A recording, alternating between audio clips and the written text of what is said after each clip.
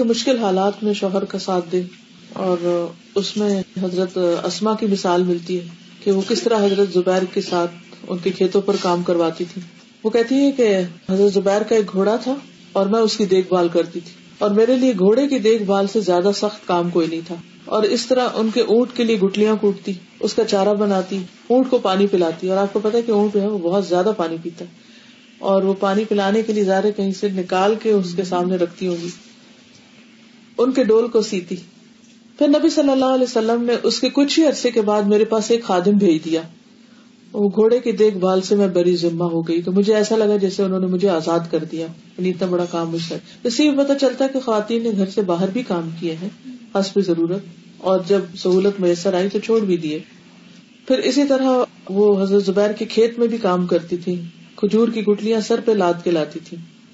اور وہ کہتے ہیں کہ وہ زمین میرے گھر سے 3 فرسخ 9 میل دور تھی، اور یہ سارا فاصلہ وہ پیدل طے کرتی تھی. اس سے اندازہ کریں کہ کس قدر ہارڈ ورک تھا. پھر اسی طرح بد اخلاقی اور بد زبانی سے دور رہے. اب یہ جو بد زبانی ہے یہ عام طور پر بہت سے کام خراب کرتی ہے. انسان کی زبان ہی ہوتی ہے جو اس کو عزت دیتی ہے، اور زبان ہی ہوتی ہے جو اس کو ذلیل کر دیتی ہے. اگر ایک زبان انسان کنٹرول کر لے تو اللہ تعالیٰ اور بندوں دونوں کے سامنے انسان سرخرو ہو جاتا ہے. رسول اللہ صلی اللہ علیہ وسلم نے فرمایا 3 قسم کے آدمی دعا تو کرتے ہیں لیکن ان کی دعا قبول نہیں ہوتی. ان میں سے ایک وہ آدمی جس کی بیوی بد اخلاق ہو اور پھر اسے طلاق نہ دے. یعنی یہاں تک حکم ہے کہ ایسی عورت جو بدتمیز ہو، بد اخلاق ہو، بد زبان ہو، وہ اس لائق نہیں کہ پھر وہ کسی ایسے شوہر کی بیوی بن کر رہے کہ جو خود ایسا نہ ہو.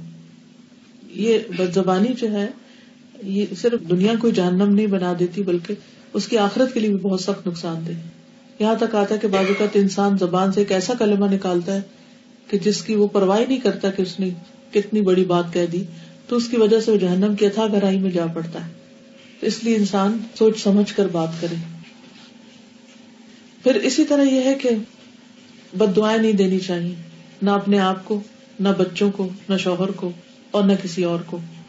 کیونکہ اگر کوئی دوسرا بد دعا کا مستحق نہ ہوا تو وہ بد دعا واپس پلٹے گی، جس نے دی ہے اسی کو آ کے لگے گی. رسول اللہ صلی اللہ علیہ وسلم نے فرمایا بد دعا نہ دیا کرو، نہ اپنے اوپر، نہ اپنی اولاد پر، نہ خادموں پر، نہ مالوں پر. کہیں ایسا نہ ہو کہ وہ قبولیت کی گھڑی ہو کہ جس میں اللہ تعالیٰ سے مانگا جائے تو وہ دعا قبول ہو جائے اور پھر انسان خود ہی پچھتائے. پھر اسی طرح ایک اچھے شوہر کے اندر کیا خوبیاں ہونی چاہیے اس کے بارے میں بھی ہمیں کچھ رہنمائی ملتی ہے.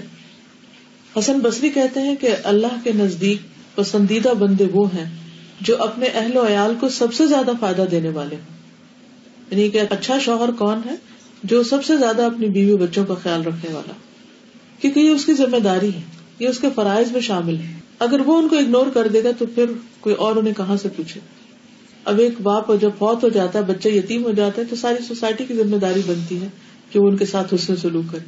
لیکن کچھ بچے ایسے بھی ہوتے ہیں کہ جن کے باپ سر پہ ہوتے ہوئے بھی وہ یتیم ہوتے ہیں، نہ ان کو محبت دیتے ہیں، نہ ان کی ضروریات پوری کرتے ہیں، اور نہ ان کو ادب تمیز سکھاتے ہیں. تو ایسا شوہر جو گھر والوں سے غافل ہو کر خواہ پوری دنیا کی خدمت کرتا رہے، وہ اپنا فرض ادا نہیں کر رہا. پھر اسی طرح بیوی سے اچھے اخلاق سے پیش آنا شوہر کی ذمہ داری ہے. رسول اللہ صلی اللہ علیہ وسلم نے فرمایا ایمان کے لحاظ سے کامل مومن وہ ہے جو اخلاق میں سب سے اچھا ہے، اس کا ایمان کمپلیٹ ہے جس کا اخلاق اچھا ہے. اور تم میں سے بہتر شخص وہ ہے جو اپنی بیویوں کے لیے بہتر ہو. رسول اللہ صلی اللہ علیہ وسلم نے خود بھی کبھی کسی خادم کو نہیں مارا تھا، کسی عورت کو کبھی نہیں مارا تھا. پھر اسی طرح آپ نے اوروں کو بھی مارنے سے منع کیا.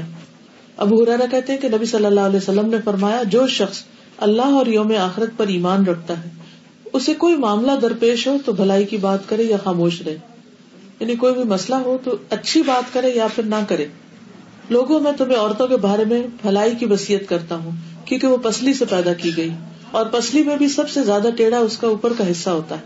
اگر تم اسے سیدھا کرنا چاہو گے تو اسے توڑ ڈالو گے، اور اگر اسے چھوڑ دو گے تو وہ ٹیڑھی رہے گی. اس لیے میں تمہیں عورتوں کے بارے میں اچھے سلوک کی وصیت کرتا ہوں. اس کا مطلب یہ ہے کہ مردوں کو اس چیز سے منع کیا گیا کہ وہ سختی کے ساتھ عورتوں کی اصلاح کریں، اور سختی کے ساتھ ان کی اگر کچھ ایسی عادات ہیں جو ان کو ناپسند ہے وہ اس کو سیدھا کرنے کی کوشش کریں. جیسی وہ ہیں اسی بنیاد پر ان کو قبول کریں.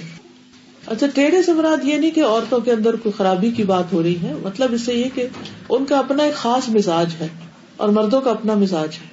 اگر کوئی مرد عورتوں کے ساتھ ایسا معاملہ کرتا ہے جسے کسی مرد کے ساتھ کیا جاتا ہے، جسے وہ اپنے آفس میں یا آفس بوائے کے ساتھ کر رہا ہے، تو وہ گھر میں بیوی کے ساتھ وہ نہیں کر سکتا. وہ وہاں پر تو وہ چیز چلے گی لیکن بیوی کے ساتھ یہ نہیں چل سکتی.